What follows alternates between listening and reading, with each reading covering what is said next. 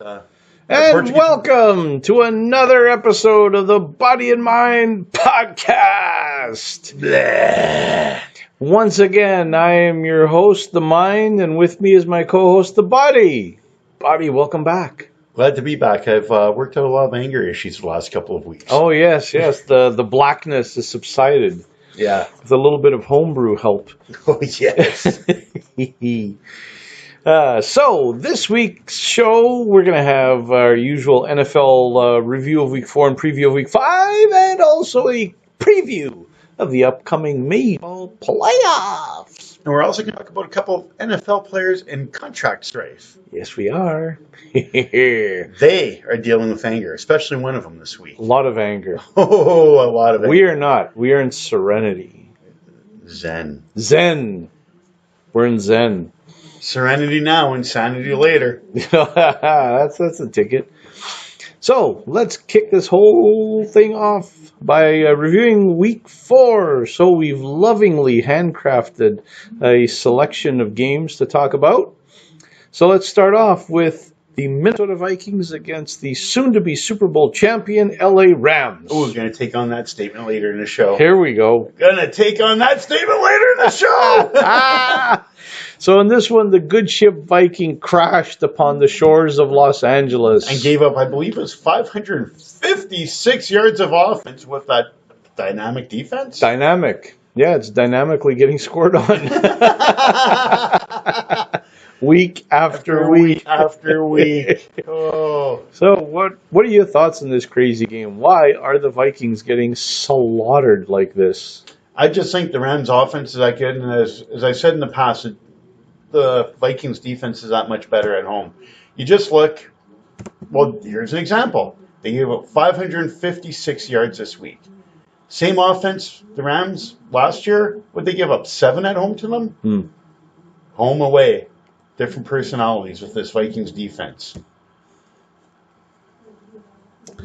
Yeah, you've mentioned that before, that you believe in this defense at home, but you don't away. And yet, nowadays, it seems that it doesn't matter, home or away. They're just failing. Yeah, the question is, this altogether. steady or is this just a one-off at home? We'll find out. All right. Next game. So on this one, I guess, Rams. So you're a believer in the Rams?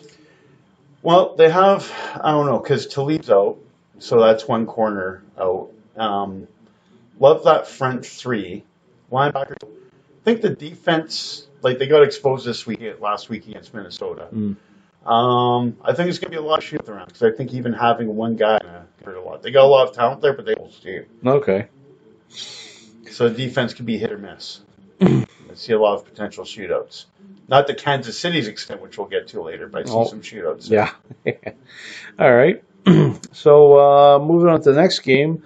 Cincinnati Bengals against Atlanta. Cincinnati won again.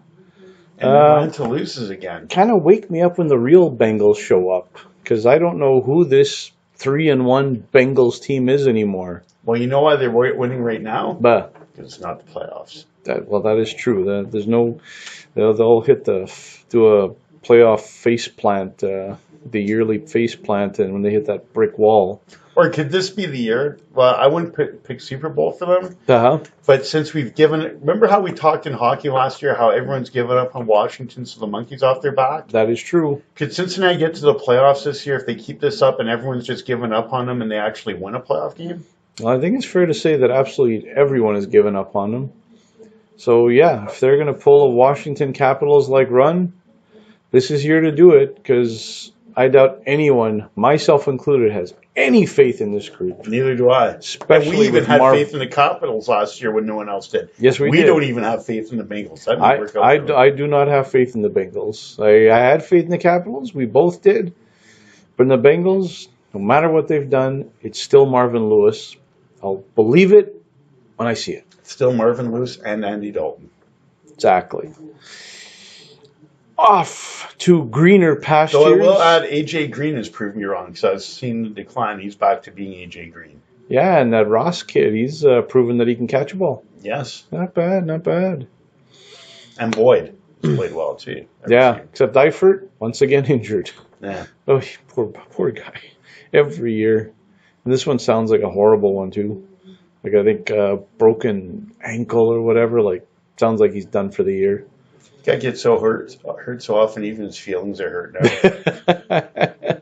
His feelings are on permanent IR. Can't take it anymore. But off to greener pastures, I would say. Tampa Bay versus Chicago.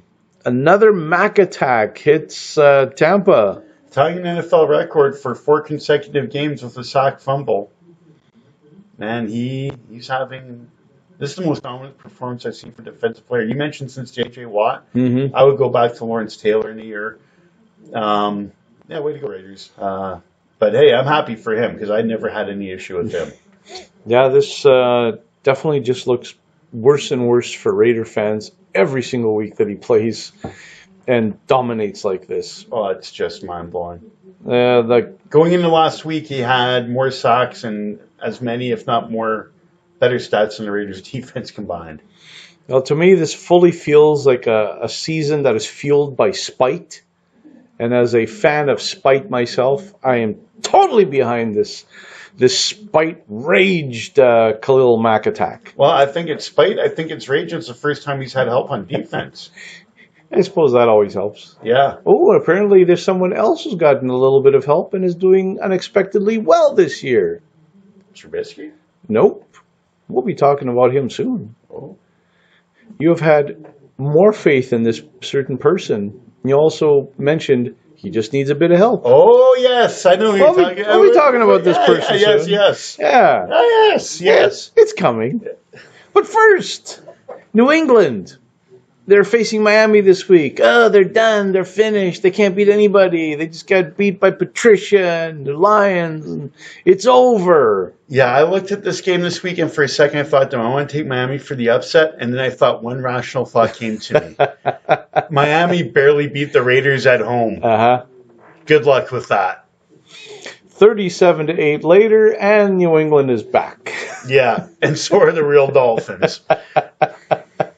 So this will be the year Miami can overtake them.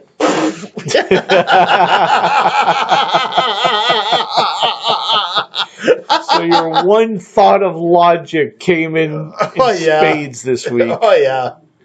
That might be about it, the one thought of logic.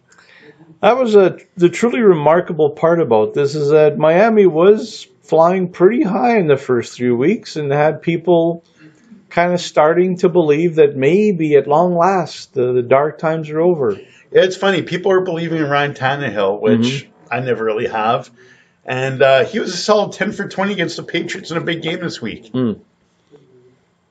Yeah, well, so much for that. Mm-hmm. So you kind of foresee more of this? New England just getting going now. They've kind of gotten these bumps out of the way, and now it's going to be rising higher and higher.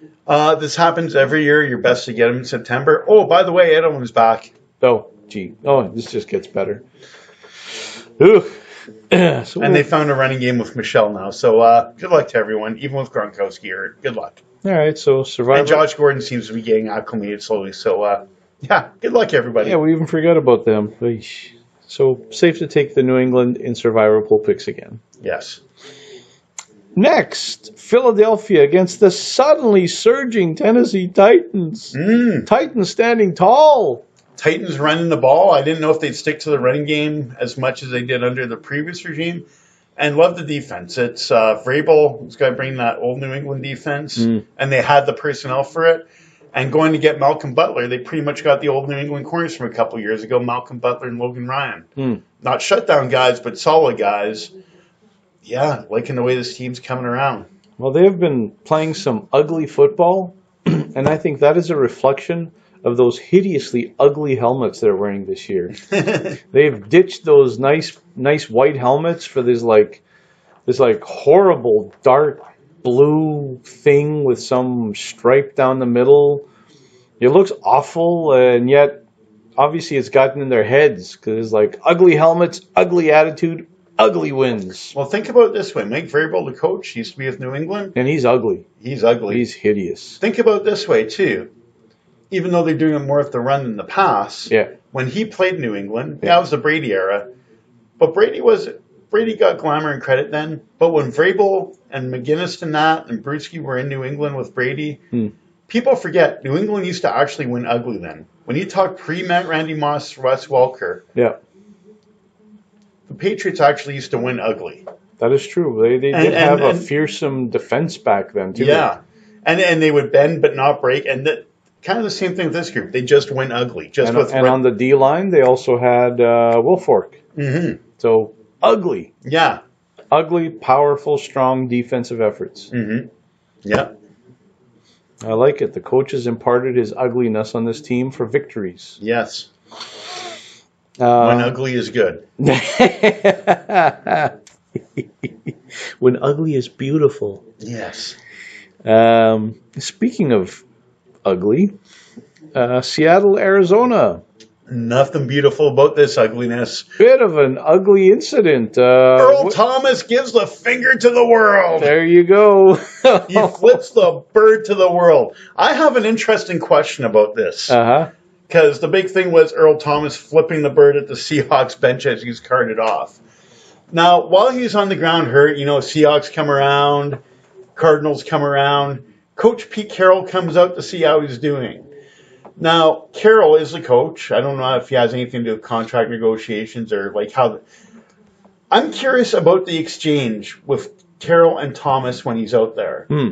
Because is it Pete Carroll's like, yeah, how's my player doing? Thomas and is Thomas thinking, well, you have nothing to do with this, but we're close. We have this relationship for years. Thanks for looking out for me. Or when Pete Carroll comes over, is Earl Thomas thinking, get the hell out of here? And aligned Carroll with management in his mind. I'm kind of curious how that exchange went, because I think it's 50-50. Probably extremely good or extremely bad, and I don't know which way. I think it's a coin flip, as you said before we talked about this earlier. I'm quite curious how that exchange was when Pete Carroll came out to see how he's doing. That is an interesting thought, because I have not heard anyone else even touch on that particular moment. So yeah, I do find that curious because he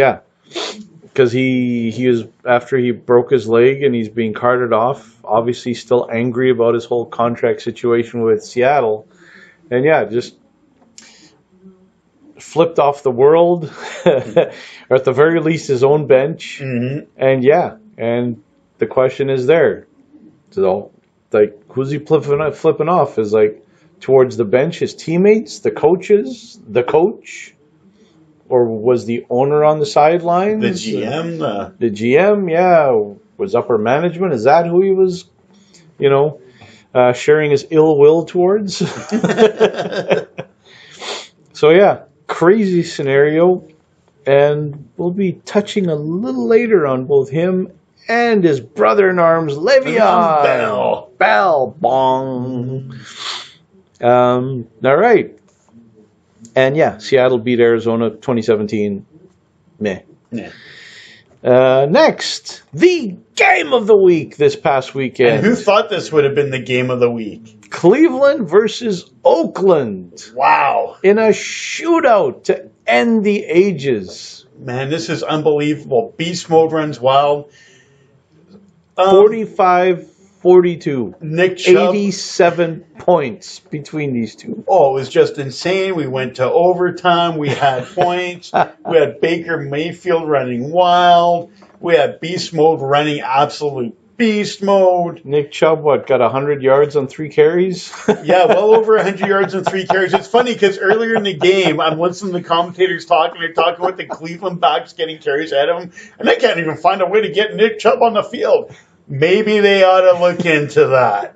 I don't know. He broke a 60-plus yarder, a 40-yarder. I think he might have had one short run in there. Yeah, I think you could look for a way to get him in the game. Well, maybe that's all he can do. He's a man of action.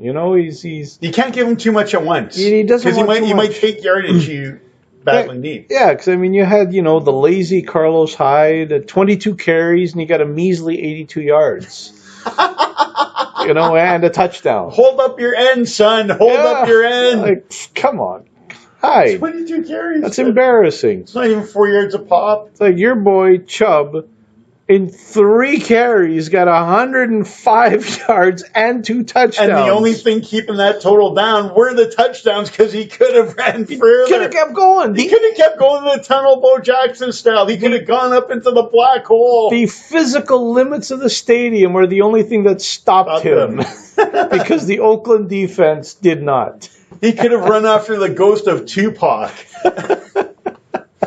He could have ran down Jim Brown, shook his hand, and came back to the stadium before being tackled. And yeah, you know, people... But we can't get him the ball. No. We can't get him the ball. No. We got to get it to Hyde. We got to get it to Duke Johnson. Well, you know, Duke Johnson does have a 5.5 yard carry per average. And he's an effective receiver. That's, you know, so 5.5, that's very good. You're going to get a job in the NFL. Mm-hmm. So I bring this to you. What would happen if you have a 35 yard per carry average? I think you're a situational player. Obviously. Situation? It's 2nd and 35. I think we could bring Chubb in. Yep. Bring in Chubb. Bring in Chubb. 2nd and short yards? No. Can't waste him here. No, can't do it that. No. So your Raiders, do you believe in them now? No. No? You know what? I predicted like AFC Championship game. I was happy Gruden got there. Yeah, I've done an about face since I heard Gruden was the guy who wanted to get rid of Mac. I can't... You know what? He calls a good game, but man, I can't believe what he's done with personnel, that he's given that much power with personnel. Now, apparently the Raiders' problem, according to Gruden, is still not getting enough pressure on the quarterback. It's a problem according to the world. Need more pressure on that quarterback. Actually, it's funny. You know how I raged a couple of weeks ago about the pass rushers in Chicago? Indeed. Well, apparently so did Charles Woodson. On ESPN Countdown. Oh. Same thing. Your pass rushers in Chicago. Lord have mercy. Let's move on to sunnier climes. How about San Francisco at the LA Chargers?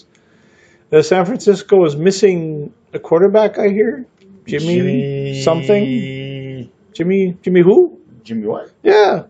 I mean, they lost, but 29-27 for the Clippers there. So, obviously, the 49ers still doing all right, even with that Jimmy fellow. I'm going to mention something. Even though it's just early, maybe it's just chance. Maybe. He got hurt in New England after starting only 2 games. Ooh. Oh, brutal? Possibly.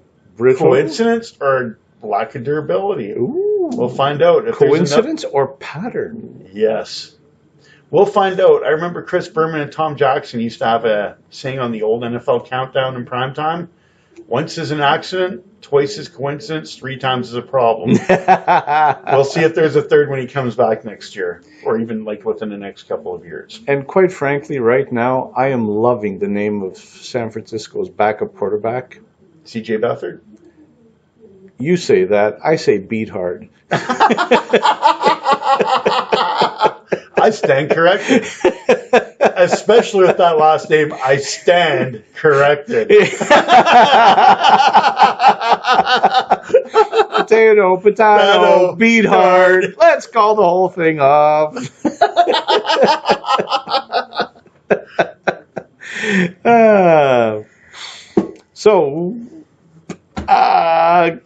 The Chargers. There's not a lot of protection in that topic. No, there isn't.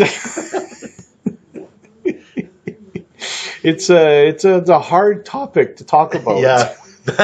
There's really an emphasis on that 49er line now to protect. Oh, very much an emphasis. Yes. Protect, beat hard. So the Chargers, they got past beat hard. Can they get past other teams now? Are they going to turn it around now after this horrible start? Well, they've had injuries on defense. Let's see how that comes around now. I'm not sure if Joey Bosa is back or not. Yeah, it'll be interesting to see anyways, and I guess it'll depend on their schedule as well. True. All right. Chargers always do find a way to disappoint, though.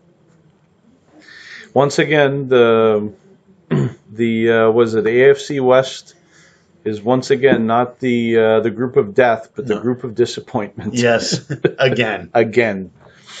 Let's go to something a bit more positive. How about the AFC North? Oh, It's time. it's time. It's time. Baltimore, Pittsburgh. Ravens. You have declared them. This year's Super Bowl champions in the making. Boom. I said it. I mean it. That's a bold pick. Oh, that's bold. Baltimore Ravens, led by none other than Joe Flacco, Yes. are going to win the Super Bowl this year. I think the most complete team in the NFL. Why? What has led you to this madness? Here's what I believe. Yeah. This defense is top notch. Special teams are generally usually good. Joe Flacco takes a beating from people. Yeah, he does. But here's what I'm going to say. I think a lot of it, I think he's a solid quarterback. I wouldn't put him up there in that Brady class, but I think he's next level. Mm-hmm. But here's the thing. He wasn't that healthy last year, but here's the other thing people overlook. You look over the years at Baltimore's receiving core, and it's usually supremely crap. Mm-hmm. They actually have good receivers this year. Some decent tight ends. They have John Brown. They have Crabtree. They have, oh man, the third one's escaping me now, Willie Snead. Mm-hmm. Solid receiving core. Do you remember what happened the last time the Baltimore Ravens had a solid receiving core? Super Bowl. Yes. Super Bowl with, oh, surprise, surprise, talent around him. Yes. Talent once again around him, and a solid defense. Mm-hmm. And they've proven they can win on the road in the playoffs. I like where you're thinking because, again, just like we were talking about Cincinnati earlier, no one is thinking about Baltimore either for any Super Bowl contending. No, everyone's loving the Rams. Everyone's loving the Chefs. That's right. Exactly. Everyone's loving the Eagles, the defending champions. If Minnesota could turn it around. Yeah. Yeah, it's true because I have literally not heard not one single person anywhere in the last year. New England, of course, too. Always. Even bringing up Baltimore. People have even brought up Atlanta, Mm-hmm. that they're finally over their Super Bowl loss hangover and they're ready to contend. So, yeah, all these teams, no one has been seeing Baltimore. I like this Baltimore pick. Thank you. Quote the Ravens, nevermore. Nevermore. You're here right here first in the Body and Mind show. Baltimore Ravens, your 2018-19 Super Bowl champions. And a team that could contend for said Super Bowl championship, Kansas City. Our last game of Week 4 that we're going to review, Kansas City, Denver. Brett Mahomes, Favre reincarnated, you say? Brett Favre 2.0 without the interceptions. Nice, nice. So far. So far. I miss that saying, Brett Favre being Brett Favre. Being Brett Favre. He's throwing pigs to match touchdowns. Manny being Manny. Take nothing away from Favre. He was great, but he had that wild streak. Another similarity I'd like to point out, back in the day, Holmgren Favre, Reed Mahomes. Yep. By the way, Reed worked under Holmgren with Favre. Interesting parallels there. Well, and the interesting part is that this was one move that I thought was very gutsy by Andy Reid. That, I mean, even though he has proven himself to be an excellent coach, and I think we can defer to him on football decisions because I think he's earned that right. Mm-hmm. But he took a chance on replacing a capable veteran guy like Alex Smith, who really hasn't done much wrong. Mm-hmm. It's a guy you could depend on. And he replaced him with this raw rookie that no one's ever seen play before. And he just... Yeah, that one strong game to close out the year. Yeah. I'm going to mention, I think, 3 things there. I'm trying to remember which draft guy they were talking to. I've heard this quote a couple times on the weekend. It's a famous GM. Mm-hmm. And it was, you could draft to be good or you could take chances and draft to be great. Yeah. They draft to be great with Mahomes. Going to give him 2 pieces of credit here. One, the first step was they drafted up when they traded up to get him 15th last year. Yes. And then number 2, like you said, to start him this year and deal away Smith. Yeah. So that's the thing. When you talk about draft to be great, like Andy Reid went all in on Mahomes. Like, because there is no backup. There's no plan B here. No. Like, if this guy did not work out as he expected, it was going to be a hard, long season, and Andy Reid would have been probably fighting for his job. Yes. So, yeah, this is a bold pick that so far has worked out. All right, so that is our Week 4 review. How about we look at Week 5? And give it a preview. See what's coming up. Once again, your Baltimore Ravens are taking on the Cleveland Browns. However, you think the Ravens have been tenderized for Baker? You know what? I'm still picking the Ravens for the Super Bowl. All right. Possible upset special here. Mm-hmm. I know the Cleveland lost at Oakland and gave up 45, but Cleveland's defense is actually pretty good. I think that was an aberration last week. I think Baker Mayfield's real, though that Baltimore defense gave him trouble. Baltimore's the better team, but Pittsburgh and Baltimore are generally banged up after they face each other. Pretty banged up. I can also see Baltimore. This is one of those games, if I'm doing like a pick every game pool, I'm taking Baltimore. But if I'm doing like side bets and that on my site, I'm taking a shot at Cleveland. Yeah, I think the Browns might be worth a look because I think they're going to come back and be primed for this game. And Baltimore coming off the big Sunday night win against Pittsburgh, they might be primed just to be taken out by Cleveland this week. All right, I like it. I like the boldness of this. So Baker Mayfield has shown enough to you that he can carry this team? Yes. I don't know if they're going to have a big-time winning record, but they'll get a couple big wins there this year, have a decent record. So they'll always be a competitive, worthy team now, yeah. Instead of the laughing stock they've been. Yeah, they're not fighting for a playoff spot, but they'll be at least respectable losers. I don't know if they'll even reach 500. Yeah, but they'll be solid competitive. Yeah. All right. So the second game that we are looking at in the Week 5 preview is Andy Reid's son, Mahomes, going up against America's team. Whoa, one of two big main event matchups on Sunday. Jacksonville versus KC.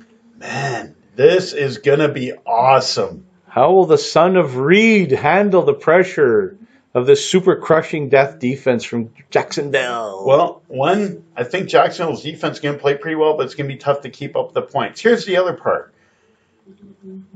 In some big games, Blake Bortles has gone and played pretty well on the road. Played pretty well on the road in Pittsburgh in a big game. He's played well in Foxborough for part of a game. Last year in the playoffs.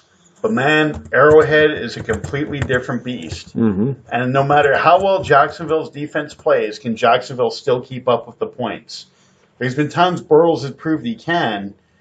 I think ultimately this week, a lot of it is going to come down to how Blake Bortles plays. Okay. I think that's the big question in this one. If Bortles plays well, Jacksonville can win. If he's pedestrian, no matter how well Jacksonville's defense plays, Kansas City is going to get theirs to some extent. That is true because we've already seen that proven in Week 3 against Tennessee, where Jacksonville, their defense, allowed 9 points, which you'd figure, easy win.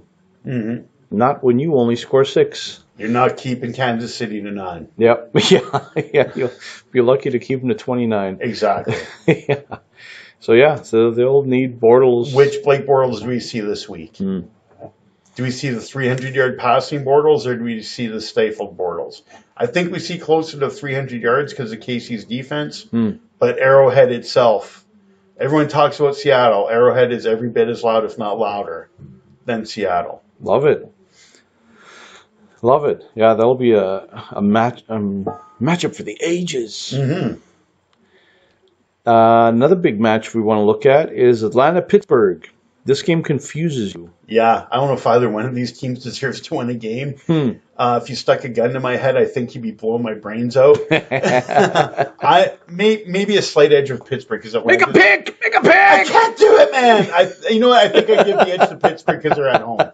All right. And because Atlanta's banged up. So you've rolled the magic 8 ball and it came with Pittsburgh. Yeah. I really don't think this is going to be that entertaining game to watch unless you're a Pittsburgh or Atlanta fan. I don't think it's going to be a horrible game, but I think it's just going to be an all right game. Oh, really? So even though they both have some pretty high-powered talent on offense, is this not happening? I don't know. Antonio Brown and Julio Jones battle for underachiever of the year. See, that's what happens when you get paid. You get fat and lazy. That's right. All right.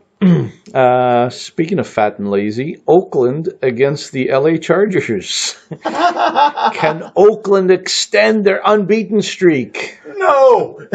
Oh, I believe they're going to start 2 rookie offensive tackles this week against San Diego. is that bad? It's a Joey Bosa Melvin Ingram feast at Derek Carr. Oh, sweet mother of mercy. Boy, hope I'm wrong. Don't think I am. So you see this as being a pretty easy win for the Chargers, Yeah. rolling over their crosstown cousins practically. Plus, the Raiders really have trouble with the run, and the Chargers like to run. And Philip Rivers probably licking his chops. Trouble with the run, you say? Oh yeah, trouble with everything, but especially the run. You're saying running back running 3 times for 100 yards is bad? A little bit suspect. Yeah. Just there. Tad. All right, so some extra game film on the run defense for the Raiders this week. Well, they don't need extra game film. They need extra talent, and it's not there. Oh. Well, in that case, the game film session will be easy. Yeah. Slice and dice the Raiders defense. Great week for Melvin Gordon fantasy owners. Oh, of which I'm. Congratulations. Thank you. You're welcome. Speaking of great defenses, Minnesota fighting Philadelphia this coming weekend. Interesting game. The other kind of main event game this weekend. The Eagles, hard to bet against them at home, coming off a loss. I'd be inclined to take them. But here's the other part I'm looking at. I've panned Minnesota's defense on the road. All right. You've mocked them. On the road. I think they're great at home, but 2 weeks ago they had the bad home game against Buffalo. Now, hopefully that's not a trend for their sake, or else it's going to be high scoring games this year. If that's an aberration, they'll be fine. But I have a theory. They do have a lot of talent on defense, and even though I don't think they're that great on the road, I think after 2 straight weeks of getting exposed and one of them at home, this is a proud unit. They might come around and actually look like a great defense on the road for once, because they have a lot to answer for after the last 2 weeks. This could be one of the games where that pride carries them to look like a great defense on the road. I could see this one being a defensive battle. Yeah. I have a sneaky suspicion also that that's exactly what's going to happen here. All of this crazy offensive talent will be overshadowed by 2 very proud defenses who've been basically laughed out of every game they've been in so far. And yeah, there's too many people with too much talent Getting too much pride. getting paid way too much to do this badly. Yeah, and with way too much pride to let it keep happening. Pride. Marcellus Wallace once said something about pride, Yes, doing he did. something. Feel it stinging? That's pride. Yeah. You know the rest. Yeah. So here we go. Last game we're going to be looking at this week is Washington on the Monday Nighter against New Orleans Saints. Break out the beads in the party. Drew Brees breaks the all-time passing yards record. He needs 201. He might even have it by halftime. Might even have it by the end of the first quarter. He might. Party time in the Bayou. Party time in the Bayou. For this one, can Alex Smith and Adrian Peterson, can they rescue Washington and make this a game? Peterson having a decent year. Mm-hmm. But Washington might have a decent game, but I think eventually New Orleans just wins Okay. handily enough.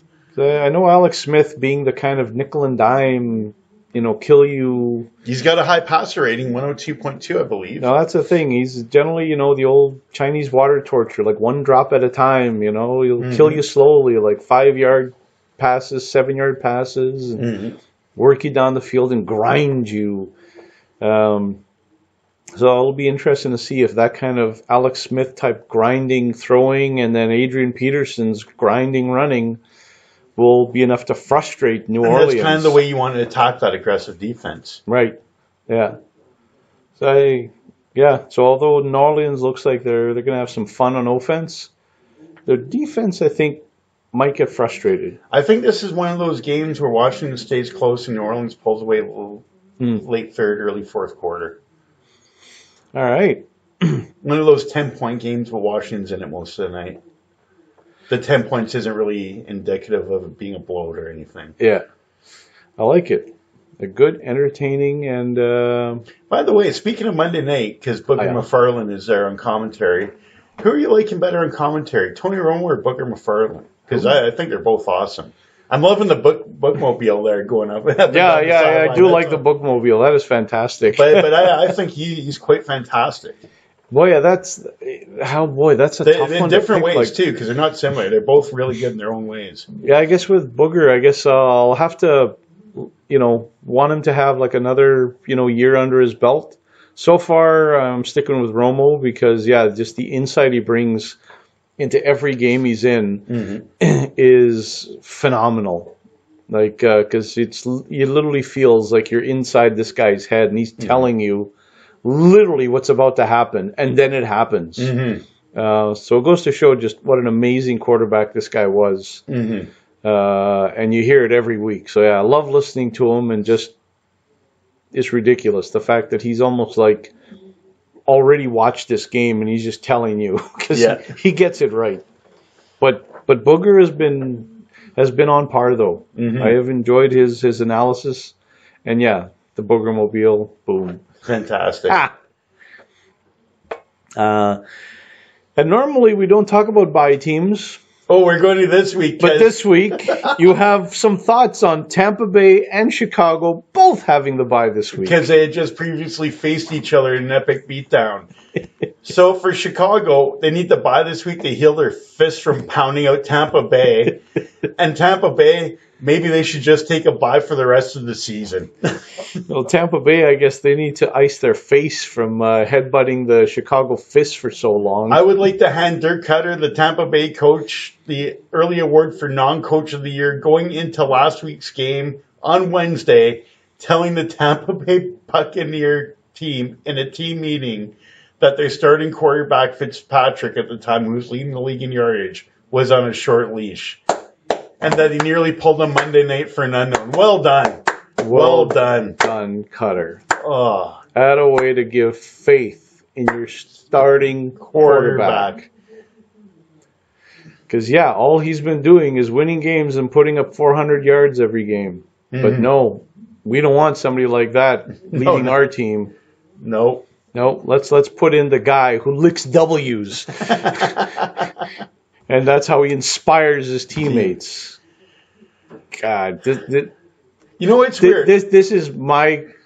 After hearing this story, Cutter is my number one pick for the Black Monday firings. Well, I told you before the year I wasn't a fan of this guy. No, you were not, and he is vindicating you with every decision. And I'm even going to go a step further because if they would have got John Gruden in Tampa, he would have been gone. Now, I was happy about Gruden going to Oakland, and now I regret that happening. But I will say this. If Gruden would have gone to Tampa, that might have actually worked out for them. Because he would have played Fitzpatrick? Yes, he loves veterans. And maybe he would have traded Winston, and he had no pass rushers to trade away. Exactly. So he's got to treat somebody. The next youngest guy is Winston. Yep. It might have actually worked out if he went to Tampa Bay. It would have been an absolute blessing. That's like just getting rid of Cutter is like addition by subtraction. Well, there you go. Getting rid of that fool from being a head coach, boom, you're already like winning. You've already got an extra like 3 victories. And one of my things, the other guy I panned to is Mike Smith, who used to be a head coach in Atlanta as a defensive coordinator. I've never liked him as a defensive coordinator. Yeah. Soft zone. Yeah. Never a fan of that. I know even Pete Carroll's zone is at least like a physical zone. Soft zone. Oh, I hate soft zone. Why don't you just give them the field? We're going to play with zone eyes. What's that? Like people running in front of you, catching the ball all day? You have these great linebackers. You have a decent front. No, we're going to play with zone eyes. I believe. What, you're going to watch the play as it keeps like throwing completion after completion after completion after completion in front of you. Well done. Well done. I know nowadays they got all these fancy schmancy, terms and everything. Oh yeah, zone eyes. You're playing with zone eyes. Yeah, and trust your eyes. All these analytics and advanced statistics, but this zone eyes thing you're talking about sounds suspiciously like something we used to call the prevent defense. Yeah, which prevents you from winning. Hey, guess what happened? Did they ever win? No. Just like Tampa. Boom. Attaboy. Zone eyes. Watch plays just complete in front of you. Play after play. Prevent defense city. Don't let anyone get by you till they run out of field and catch a touchdown pass in front of you. Then they have to stop. All right, so that was our fun-filled NFL Week 4 and 5 preview review. Let's go on and play a little baseball right now. Play ball. Play ball. The MLB playoffs are actually about to happen right around, this weekend or whatever? Yeah, wild card was, as we're doing this show, the first wild card was last night. Colorado winning a classic against the Cubs. Yankees in the seventh, as we're doing this show, leading Oakland 6-0, which traditionally the Yankees bounce Oakland in the playoffs anyways. And when you put up a stout face like Lou Severino against a reliever in a sudden death game, I mean, back in the old country, we used to call that strategy. Oh. Go with a reliever in a must-win game to start. Oh, that is amazing strategy. Yeah. Yeah, I would absolutely never do that if I was a coach. No, never. Never. That is the kind of strategy I do not get behind. But hey, it's going to work for the A's, right? No, not for the looks of it. Maybe not. But who knows? Maybe they're lulling New York into a genuine sense of security. Well, they're down 6-0 in the seventh right now, so they got them right where they want them. Oh, this is beautiful. Setting up for an epic comeback. This is like the ultimate Muhammad Ali rope-a-dope. Breaking the hearts of the evil empire. While their jaws get broken leaning against the ropes. Hey, there's two ways you can win. You keep headbutting your opponent's fist, eventually you're going to break that fist. And their spirit. You might not be conscious enough to realize it, but you'll eventually achieve your goal. Well, let's see how the other teams in this playoffs are going to do. We have 4 matchups coming up as soon as the A's and Yankees finish beating up on each other. But first, we're actually going to look at Cleveland, who are going to take on the defending champ Houston Astros in round 1. This should be a fantastic battle of epic proportions and an absolute classic. Nice. Actually, I think this should be a really good series. It should be. They seem to be like fairly well matched up at all sides. Pitching, hitting. We got Corey Kluber, Carrasco leading the charge for Cleveland on one side. We got your boy Verlander and Garrett Cole on the other side. I'm cheering for Cleveland here. Are you now? Yeah. I have no use for that domestic abuser Osuna winning. Oh, yeah. Like, no use. Yeah, he is the Houston closer, and I was going to crack a joke, like, I hope they beat him like he beat, but then it was like, no, I can't make a joke about domestic abuse. Yeah, that was... I was like, no, I can't do it. No, yeah. I hope they just... And the thing is, I don't know what because I think Verlander made a comment when the trade happened, because I think Verlander's anti-spousal abuse and just anti-woman abuse in that. Yeah, well, he was very open about it and very vocal about it, that he didn't like the idea of bringing this kind of thing into the clubhouse. And yeah, I think everyone shared that sentiment, that it seemed to be like a mad idea, like championship caliber team. And I like that team, and I like most of the players on it, but just on on principle, I'm cheering for Cleveland. Yeah. Well, and not like you're cheering against a sad sack, because this is a team that has everything you need to win. Yes. I mean... starting pitching. Relief pitching's gotten better during the year. Yep. And that lineup. Well, we mentioned it at the trade deadline. They got Hand. They got Hand. That was a huge acquisition. Solidified their bullpen. They have themselves a genuine closer, and they also got Donaldson. Yes. You got Donaldson. Still got Francisco Lindor, Brantley, Encarnacion. And you can't forget Jose Ramirez. Jose Ramirez just bombing 300 hits and 30 home runs. Loving it. So yeah, Cleveland, Houston, we're circling Cleveland. Just on general principle. And general talent. Yes. Next, A's and Yankees. One of them is A's and Dodgers. Oh, A's and Yankees. Okay, A's and I was looking at the Atlanta Dodgers while you were saying that. Patience, grasshopper, patience. We're still in the American League first. Yes. We're still in the junior circuit. It's actually exactly the league that does not allow their pitchers to bat. So one of these two teams is going to have the honor and privilege of being swept by the Boston Red Sox. Well put. I believe the Yankees set the record for home runs this year, didn't they? They did, indeed. Did they set the record for strikeouts? Oh, I don't know about that, but I would venture to say they were at least led the league in strikeouts. Because when you have Mike Stanton and David Justice. Aaron Judge. David Justice. There's a blast from the past. He didn't really strike out that much. Now, true justice is those guys striking out. It's like, wow, that was an ultimate brain cramp.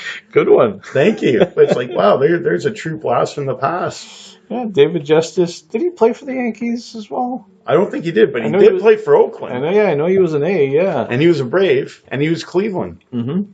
I don't Cleveland, think he played forgot about that. I don't think he was with the Yankees. So, do either of these teams have any shot at Boston? Oakland, no. Yankees outside, but I think they strike out too much. That's the thing. When you live by the home run, like I know it's an era of like strikeouts and that it's not a small ball era anymore, but I think striking out that much when you got better pitching, it'll cost you. Well, because you can't situationally score when you need that tight run in a tight game. Well, that's the thing. When the Yankees bombers step up to bat, they're going to be facing either Chris Sale, David Price, Rick Porcello. Like when they're on, they could score 8, 9, 10 runs, but if they're off, they're going to struggle to score one because they can't manufacture. Yeah, these are hard pitchers to get anything against. Mm-hmm. And behind them, they have a pretty solid team at every position. Yes. So, yeah, no matter who comes out, do they get a game or is this a clean sweep? They get a game, maybe two. But that's it. I don't see the... Holy, so Stanton struck out 211 times this year? Not bad. Judge 152, missing part of the year. Yeah, it's because he was injured. Otherwise, he'd have been in the 200 club. Remember early in the year, 300. When I said that combined, I tried to even make a prop bet with my sports book. They blew past that number. They wouldn't even acknowledge it. Yeah, that's why they blew past the over 300 strikeouts. That's why they wanted nothing to do with it. Just like, no. No, that's not happening. We will never win on that one. Because they had an option where you could create a bet. I didn't know, so I tried to send an offer for that, and they didn't even send me an answer. They just disacknowledged it with good reason. Good reason. I said over 300 strikeouts. They topped three. They went well over 350 with Judge missing part of the year. Yeah, it would have been 400 had he played the whole year.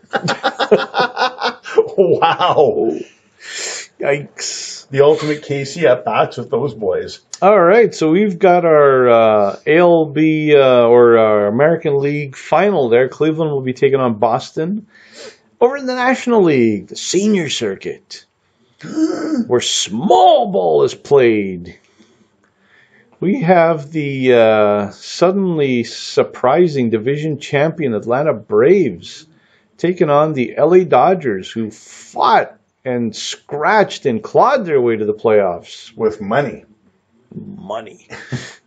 Sure. The Braves back in their rebuild faster than anyone would have expected. No kidding. This was supposed to be like year, 2, 3 of the ongoing rebuild? I expect another couple years easy coming in. Yeah.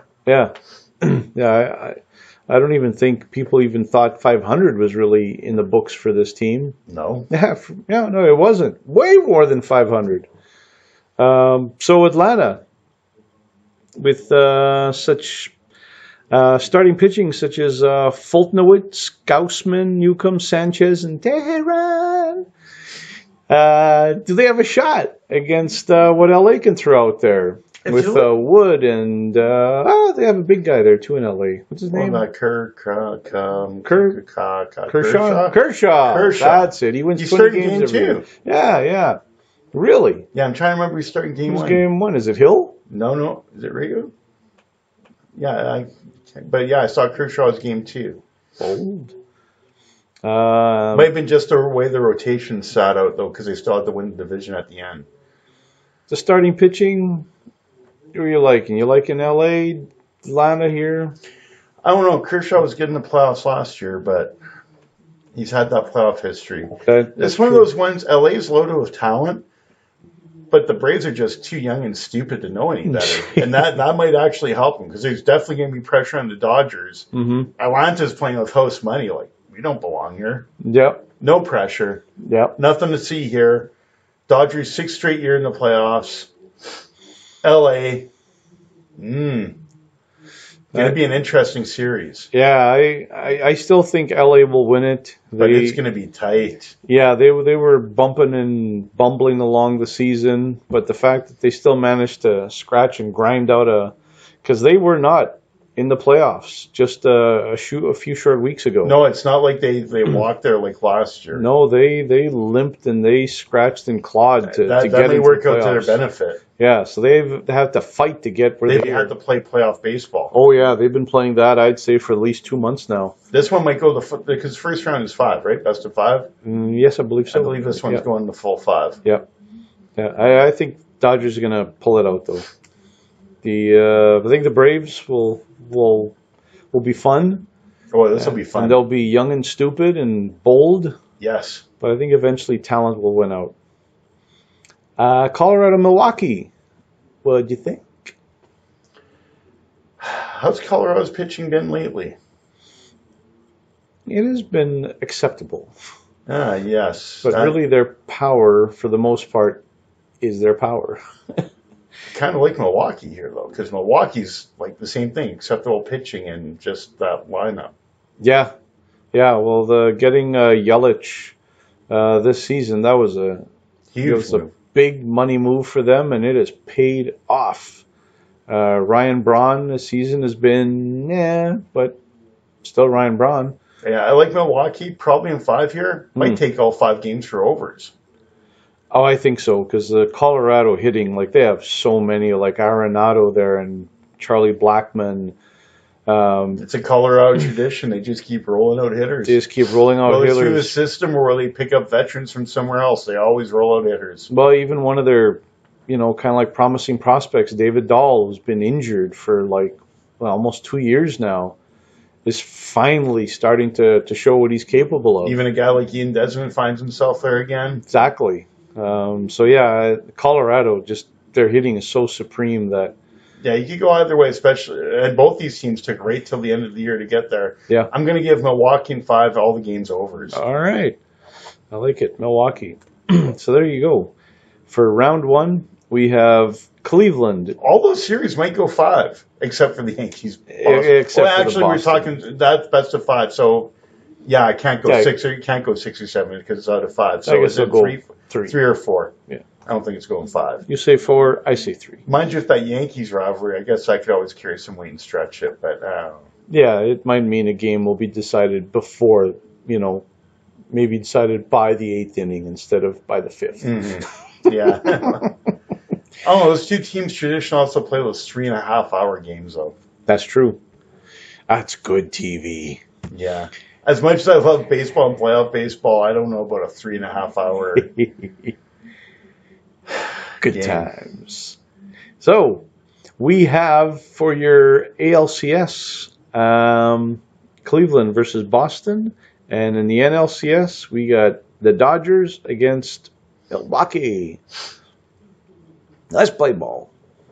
And now we get to the final end of our show here. where it's almost kind of a mix of fight of the night and epic and suck of the week. Yeah, we haven't had an epic fight, but yeah, this is kind of interesting. We're doing kind of a hybrid tonight. It's a Because hybrid. we follow our own rules. Well, that's right. We make the show, so we make the rules. We do what we want when we want. We even do this show whenever we want, pretty much. Absolutely. Usually we record on a Tuesday. Today it's on a Wednesday. And we even decided to miss last Tuesday. That's how we roll. When we want, how we want, why we want. And you got to deal with it. You're welcome. So for our last topic, we are going to be talking about the contract situation in the NFL of Earl Thomas and Le'Veon Bell. Both are angry with management, their teams, their teammates are angry at both of them. Everyone's angry at everyone. People are flipping birds. People are getting injured. What's going on here? Broken legs, broken hearts, broken spirits. Broken promises. This is awesome!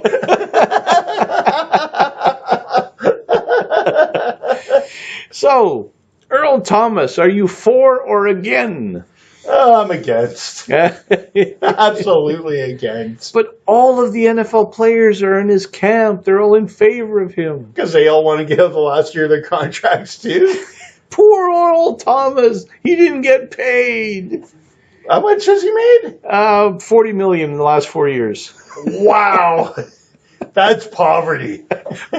Kraft dinner. And not even the name brand. We're talking no name brand. I mean, this is no name brand Kraft dinner where you have to go and sell the package of like powdered cheese just to get a packet of ketchup. Exactly. Wow. Poor Earl Thomas. What's he ever gonna do? I bet $40 million. That just doesn't go. He can't even afford public transportation. He needs to hail the Seattle Seahawks injury cart just to go down the street. It just doesn't go as long as it used to. No. You know, $40 million used to be somebody. You know, It used to be something. It used to matter in this world. You could make a music video. You could make a sandwich. You could make a sandwich. You could eat right. Yes. You can make 2 sandwiches. But now $40 million, this is such a horrible amount of money that you've got to... Check out this madness. At one time, you could make a sandwich in a music video if you wanted. Not anymore. Not anymore. That's the homebrew talking. I don't even know what you're saying anymore now. Oh, I'm talking back in the day. Those days don't exist anymore, evidently. Look, 2016 is over. That's what I'm saying. It's a new era. That's what I'm saying. Whole new world. That world does not exist anymore. Does not exist. That world never mind that world went away with the rotary phone. So Earl Thomas, he's angry at management because they wouldn't give him a new contract, so he's playing out the last year like a good guy that he is. Oh yeah. And he's been angry the whole time and saying that if he gets a cold, he's not going to practice, he's not doing anything. And now he done went and got injured, and he's kind of mad. Kind of mad. We'll just bench the bird. So you're not in favor of his contract No. negotiations. No. Yeah. I feel the same. I have absolutely no sympathy for any of these players saying that, oh, well, I don't have, a guaranteed contract and I want my guaranteed money. I was like, well, welcome to the real world. Most people in this world have a guaranteed nothing when it comes to their jobs. Exactly. So it's like most of us do not have any kind of a contract, guaranteed contract. You have your basic job. You show up to work. And if one day your employer decides for whatever reason they either don't want you anymore or can't afford you anymore, you're gone. Just like that. No guaranteed anything. Go on an unemployment line, go get employment insurance. That's all the money you're getting. Exactly. So yeah, somebody who's been making $10 million a year for 4 years now, yeah, I got nothing for you, Earl Thomas. No. Got no sympathy, no tears. And in fact, I wish you'd kind of Literally shut have the nothing hell for up. you because my year check isn't even the same as a game check for him. Let's put it this way: most people, the vast majority of people on this earth, like 99% of the people in this world, will not earn 10 million over their lifetime. Exactly. Never mind in 1 year. Mm-hmm. So yeah, it's like you're getting paid handsomely for what you're doing, Mm-hmm. and you got hurt. Even if you never played again, you got 40 million reasons to be pretty happy right now. Yes. Le'Veon, you think differently on Le'Veon. Um. Whew, excuse me. Oh, Earl Thomas. Yes. There's so much rage that even built up in my sinuses. I'm kind of divided on Le'Veon. There's kind of inner conflict with me here because some of the things you mentioned about Earl, you have this amount of money that you can live off the rest of your life easily and stuff like that. And I don't know why you're so angry. But in fairness to him, he has not signed anything. So as far as I'm concerned, since he has not signed, he is not obligated to play. Yep. Yep. I agree with that one as well. In this case, it's, yeah, he's contractually not obligated. Under the rules, the team can offer him a franchise contract, and that's what they've done. Mm-hmm. But he's not obligated to accept it, No. and he hasn't. And if hey, if that good, good for him. If that's what he decides he wants to do, then that's his choice. And I would say and I would also say if the teammates not having his back, who's to say half of them might not do the same thing? I'll even go one step further. Why do they think he would want to come? Even though I disagree with his stance from a moral perspective, because he's made all this money. Yeah. If they're not going to have his back, why would he hurry back and have their back? Well, and that's the goofy thing is, players saying, "Oh, he's not being a good teammate. He's not being loyal." Wow. Let's hold on a minute here. Like, what loyalty? Mm-hmm. Like, our teams. You're going to say that teams are loyal to all their players? No. It's like sometimes they are, but many times they aren't. No. They have a player, and if this disloyalty works both ways. Exactly. So if we've seen plenty of times where you have a player that's been with a team for many years, and you thought, oh, that guy's going to retire with that team, and all of a sudden, one day out of the blue, gone. Mm-hmm. They'll get rid of him just because they're underperforming, and it's like, yeah, we're going to replace you with a younger, cheaper version. Enough of you. Mm-hmm. So yeah, this whole loyalty and being a good teammate.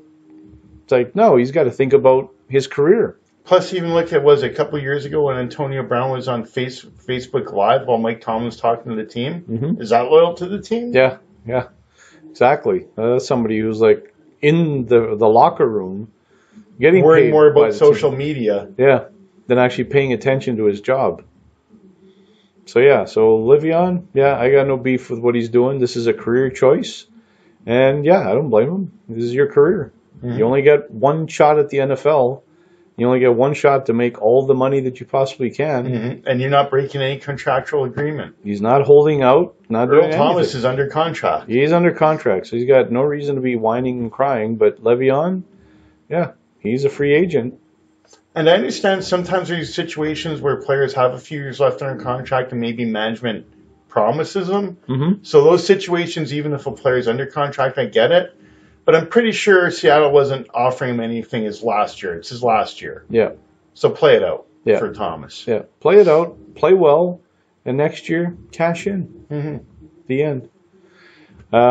So I think we can both agree that when it comes to an epic and suck, Le'Veon Bell is our epic, mm-hmm. and Earl Thomas is our suck of the week. We agreed on that far more than I thought we would. Boom! And that's how we're ending our show. Fantastic. In agreement! Woo! I love you, man. I love you, too. And that is another episode of The Body and Mind. You're my co-host, man. You're my co-host. My quarterback. My teammate. You're my quarterback. My brother. Please remember to like and subscribe to our channel. Thank you once again for listening. Thank you again, Body. Thank you again, Mind. Thank you again for listening to another episode of the Body Mind Podcast.